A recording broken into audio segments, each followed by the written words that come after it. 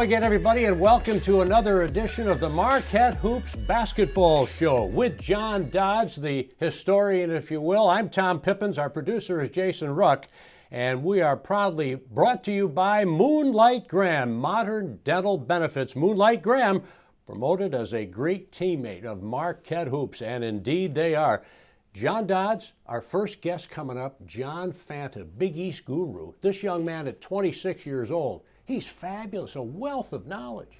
He is fantastic. He's 26 going on 50. He's a pro's pro at a young age. Whenever I hear him on podcasts or hear him on TV, his insight regarding Marquette basketball, tells me he's got great contacts, he has great insight, so I can't wait to see him. Yeah, and in addition to that, he obviously says great things about Marquette from the perspective of Shaka Smart, and says, Marquette fans, this team will be a player every year, but we'll let him get into that eventually in future shows. For now, we're going to introduce John Fanta, again brought to you by Moonlight Graham. In terms of the Big East, John, what do you anticipate NCAA bids? I've heard 6, I've heard 7. What is your take?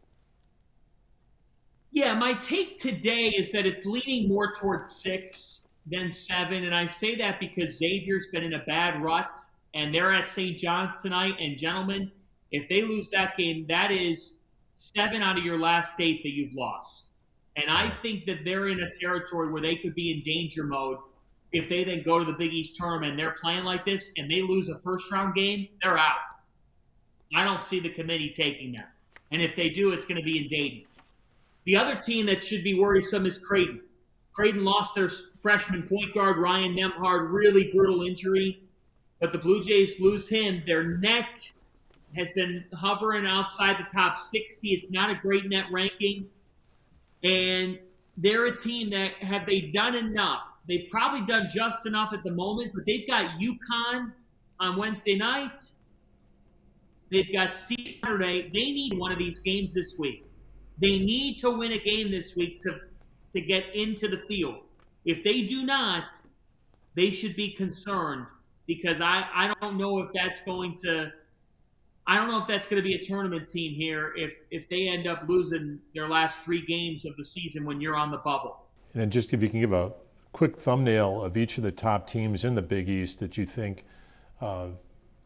are going to make the tournament. First, just a general comment about Providence. Remarkable year. The job Ed Cooley has done is nothing short of spectacular. He has a team picked 7th in the Big East preseason poll. He has a program that has not been in the tournament in a couple years. People are thinking, they might be bubble at best. Do they have enough talent? Can A.J. Reeves be the guy? We know Nate Watson's the big man, but what are they going to get in the backcourt? What they're getting in their backcourt is versatility. You think about Al Durham, the Indiana transfer, Jared Bynum, a St. Joe's transfer. You notice a trend? Portal. Providence has benefited from the transfer portal. And Justin Minaya, the son of the MLB executive Omar, he's come in and been a terrific defender, a Swiss Army knife of sorts. So they have options. They have some depth. They play hard-nosed basketball. You know with Ed Cooley that Eddie's going to have his teams play pretty good defense. The question is, how are they getting to 70, 75 points? Well, Jared Bynum's averaged over 20 points per game over his last 7. And Al Durham is a closer. They're getting guard play. And A.J. Reeves, he goes off on senior night in the win over Creighton. He's playing the best basketball of his career. Not to mention Noah Horkler, who was great against Villanova in a game where the Friars just came up short. But they've played 28 games. They've won 24 of them. If you think this team's a fluke, you're living under a rock. They are the real deal. Then Nova, Jay Wright team. I remember 2016 when Jenkins hit that shot to beat North Carolina. I think I texted John Paquette and said that was worth $100 million of free publicity to the Big East and bragging rights against any Power 5 conference, at least for 25 years. Talk about Jay Wright in Nova. Well, that's the greatest pass and shot in college basketball history as far as I'm concerned, and I might be a little bit biased, but let's face it, that comes after Marcus Page hits an incredible off-balance 3. How many times have you seen a team hit that shot and then go on to win the game? not on this night. That night changed everything for the Big East. I think in the new configuration of the league, it showed the country that, yes, this league can be on the top of the mountain in college basketball. And that's what this league prides itself on. If you're going to call yourself a premier basketball conference, you got to win championships. And that's what Villanova has delivered for this conference. Nobody has won more in college basketball over the last 8 years than the Villanova Wildcats. And this team this year, lowest turnover rate in college basketball, elite point guard play in Colin Gillespie. You guys know this. You follow the sport long enough. If you get elite point guard play, you're going to be in every game. They're a nightmare to play right now because guess what? They're finding balance offensively. More balance than they had against Marquette when they lost twice to the Golden Eagles. Caleb Daniels goes for 20 points in a win over Providence. Jermaine Samuels seems to be finding his shot, which he has been off for the majority of the year. It seems like he's starting to really find his game. Justin Moore could be their next NBA player. You know, you look at Villanova, they've had 9 kids get drafted to the NBA draft in the last 6-7 years. It's amazing. Like that's an incredible track record for a small Catholic school just outside Philadelphia. But Jay Wright has built a program that I believe in 2022 is a blue blood in college basketball. When they come into your building, it's the biggest game on your calendar, full house. They're going to give you a great game. They rarely, if ever, get blown out. It's going to be a tall, tall task. That's the makings of a program where you say best of the best. They're in that crop. That's what Villanova's become. Then UConn, Marquette lost to Butler after playing UConn about 3 or 4 days before. And I thought UConn was so physical, and that was such a street fight, brawl, and they were physical at every position. I thought Marquette had a UConn hangover against Butler. They just couldn't get going. Marquette kind of has a younger team, but UConn, they just come at you. They really come at you. And they get after you defensively. They've got the big man, Adama Sanogo, who wears number 21 and is just a force to be reckoned with for that team. When you have elite big man play like they possess, it doesn't take a whole lot from your backcourt to get going. That's the key for Connecticut. From a perimeter standpoint, on the offensive end of the floor, they really can lack firepower at times. So the key for them this month is, can players feed off of R.J. Cole, the senior point guard? He stirs the drink for that team, but is Tyrese Martin doing enough scoring? Can Jordan Hawkins, the freshman who's a star in the making, can he be consistent? It's always tough to expect that from freshmen, but it's one of the keys to this team. Can a fifth-year senior in Tyler Polley be able to deliver from downtown? I look at it with UConn. They're tough as nails. They do come at you. But at some point, you got to score the ball effectively. That is the key for Connecticut here in this home stretch of the season.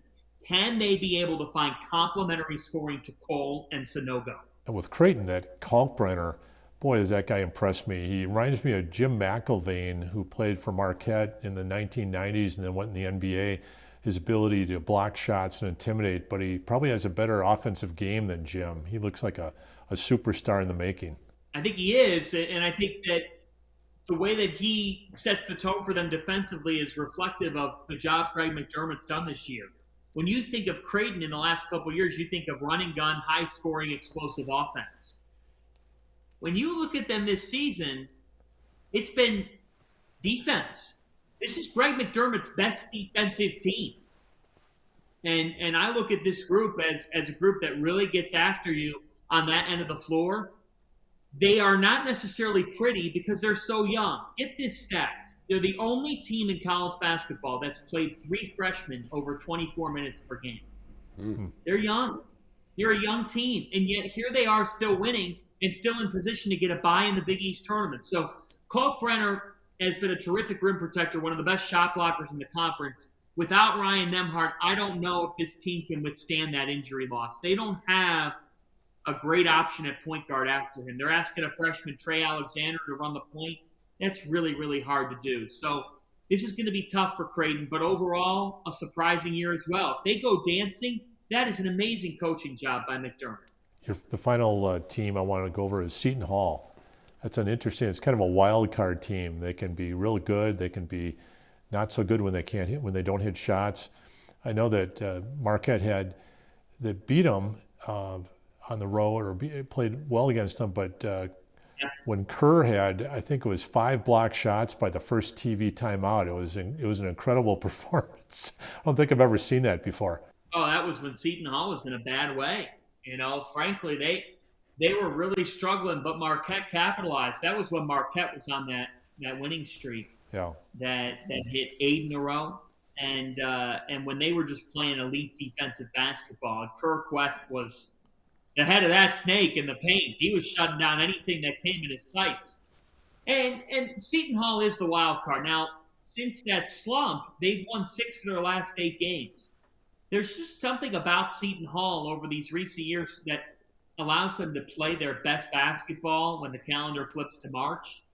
And they go on a bad January swoon. I think they only accounted for 2 wins in January. And in February and March, they've been nails. I mean, they're 6-2 in their last 8 games. They're now 9-8 in their league. They play Georgetown Wednesday night. That's now likely going to be 10-8 in the league after starting 2-5. Think about that. They started 2-5 in the conference. You're sitting here thinking, I don't think this team's going to be able to battle back from a 2-5 start. No, they have. And they've done it because Jared Rhoden is a big-time player. Senior wing who's coming off a 30-point game at Xavier. He makes things happen for them. And they have great length. They're top 10 in average height in college basketball. When you have that kind of length and you can protect the cup, good things are going to happen.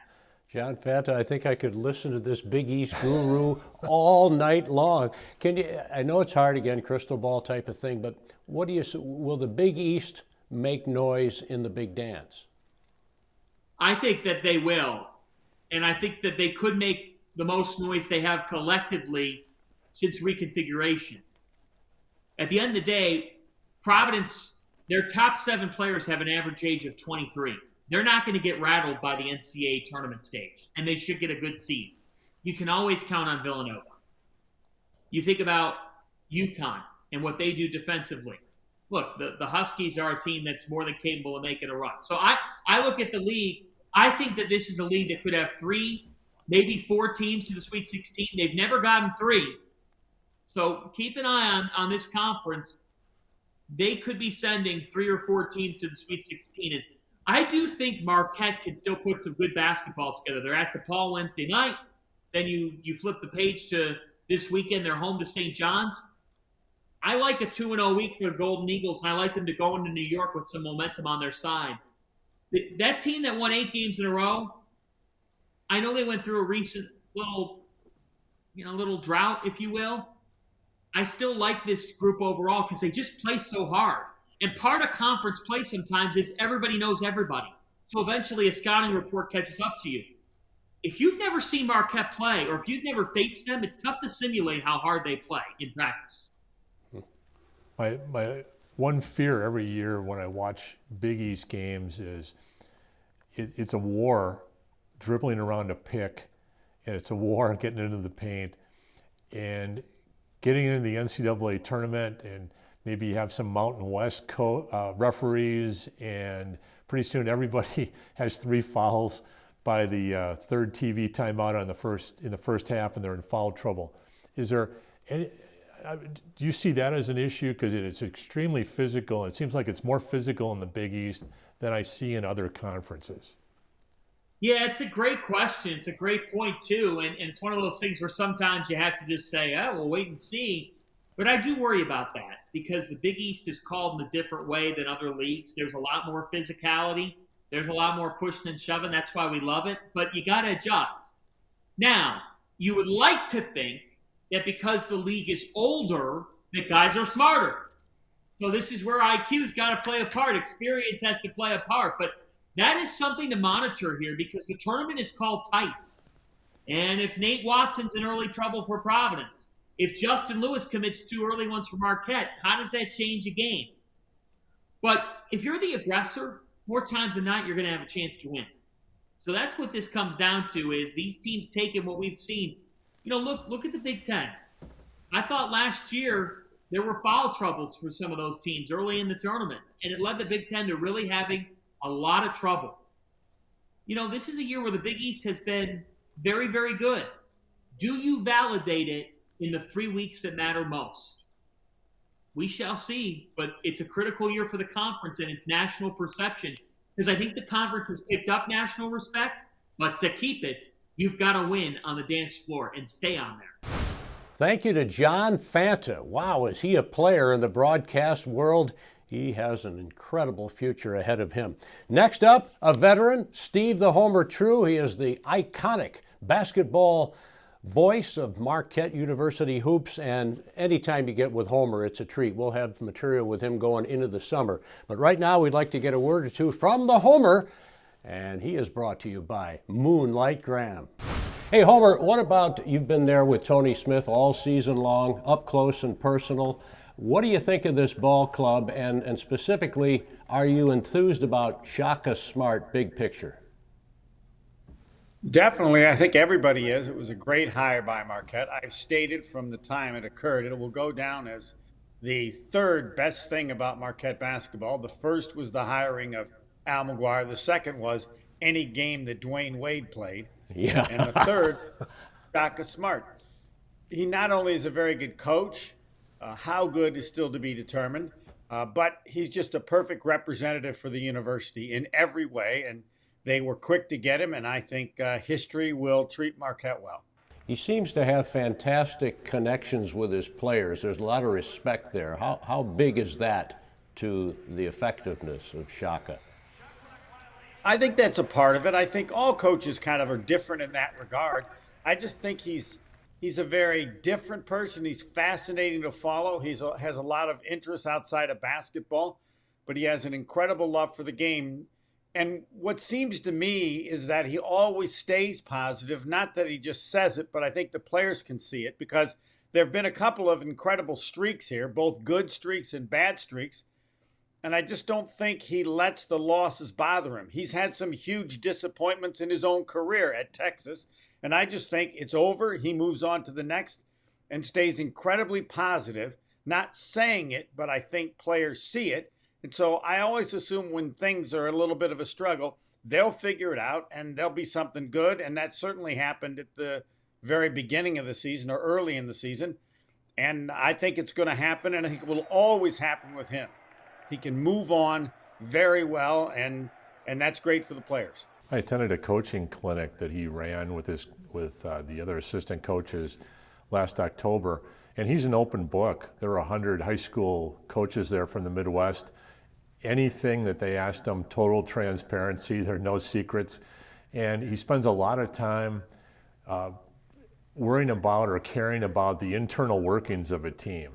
He talks about domino, just kind of your posture on the field and on the court and off the court. And it's really important. It seems like communication and being connected, kind of the intra workings of a team. I would agree. And I want to tell people that he should be the national representative for Aaron Rodgers, too. I think they could be twins. Their fascination in reading about things and the way they approach things, and it's both based on kind of the philosophy they seem to have on life. And yeah, there'll be things that Shaka Smart will say, and you go, huh, really? Well, it's something he read. It's something that he thinks will make the team better, that will make the players better.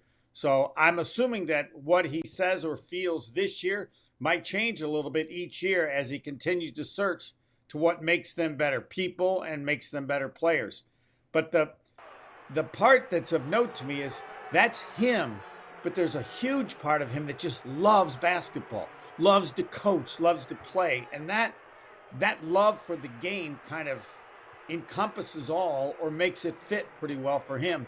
He never lets the other stuff, as important as I think it is to him about the players, it's always secondary, or it's always equaled by his just love of every game. He just, before a game, he just kind of looks around. There's no intensity or pressure. It's like he's just in a state of joy, like, all right, we're going to get to do another one. And everybody's been impressed and perhaps surprised by how well Marquette has done with all the shuffling around he and his staff had to do, and cleaning the cupboard almost bare and building it up and taking time, as you said, a slow start, Homer. Then they get on a great streak and they struggle a little bit as we are doing this taping. It seems like they're close, especially in close games, but they can't quite get through, whether it's because of a turnover here or there, or an offensive rebound, or somebody stepping out of bounds, or somebody stepping in bounds from the end line, as happened in the frustrating 1-point defeat at Creighton. They had a stretch where those things were all going well. There were games in which you'd be honest and say, I'm not sure how they won, but they did. Yeah. And then they won again, and then they won again. And now some of those finishes aren't going as well. So much to college basketball seems to me, and Tony will argue with me forever, it's about shooting. When you make threes, you win. When you don't make threes, you lose. And Marquette, during that stretch, was incredible shooting threes. And it starts with Justin Lewis. They went from 30, now they're making 43, 40, whatever it was during that 7-game stretch. And when you stop making the threes, or when the other team starts to make them, you lose. And I can't say that the defense was really good or the defense was bad. It just is a part of college basketball now. Mm-hmm. A big part. When you look at the schedule, that's a great point. You look back to the UCLA game or the Wisconsin game, Marquette couldn't shoot at all from three. And I remember the Badgers, what they would do is, because nobody was hitting threes, it seemed like they sagged on Justin Lewis. So when Justin Lewis made his transitional dribble from the three-point line into the lane with his spin, he got double teamed because there was no other threat that I think guard viewed. And I couldn't blame them. But it's amazing when you look at those tapes at that stage of the season versus really after the Creighton, the first Creighton game when they were 0-3. Since then, playing Providence, they've led the Big East in shooting. It's an incredible turnaround. And it's not been as good as of late, or the other teams have shot better. That may be a part of it. Yeah, it literally statistically is that simple. They started making shots when they weren't making shots. And the season has developed. There are other things going on. I just think Tyler Kolek is a huge part of it.